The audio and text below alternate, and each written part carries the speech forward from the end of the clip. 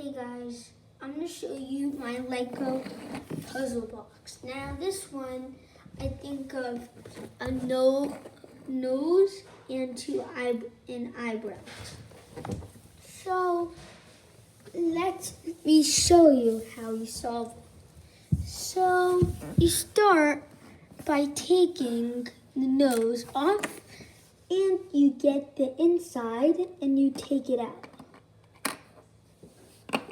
Then you slide these two parts one by two to the side, and one comes off, makes the other one easier.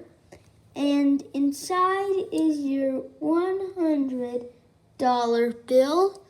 You can just shake that out, and we get your $100 bill is out.